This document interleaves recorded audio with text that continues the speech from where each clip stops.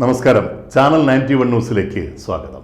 Election ചൂടിൽ ചില ചൂടുള്ള വാർത്തകൾ നിങ്ങളിലേക്ക് എത്തിക്കാം.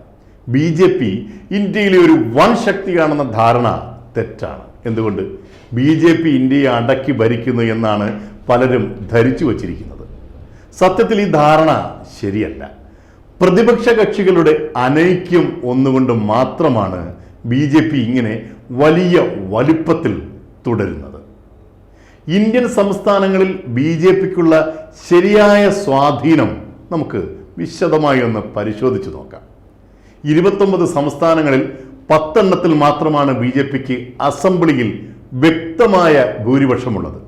സിക്കിമിൽ 0 സീറ്റുകളാണ്. മിസോറാമിൽ 1 സീറ്റുമില്ല. തമിഴ്നാട്ടിലെത്തുമ്പോൾ 0 സീറ്റുകൾ. കേരളത്തിലും വട്ട 0 തന്നെ. ഇനി കടിച്ചു തൂങ്ങി നിൽക്കുന്ന സംസ്ഥാനങ്ങൾ: ആന്ധ്രയിൽ 175-ൽ 4, പഞ്ചാബിൽ 117-ൽ 3, ബംഗാളിൽ 294-ൽ 3, തെലങ്കാനയിൽ 119-ൽ 5, ഡൽഹിയിൽ 70-ൽ 8, ഒറീസയിൽ 147-ൽ 10, നാഗാലാൻഡിൽ 60-ൽ 12.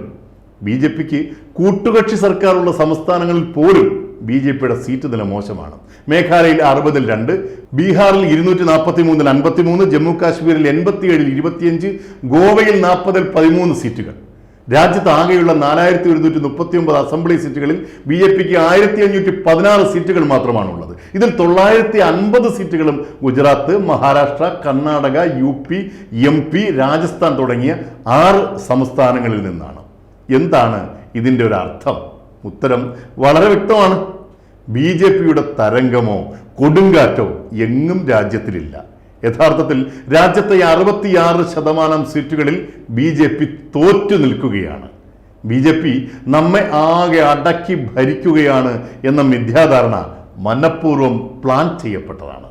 News desk, channel 91.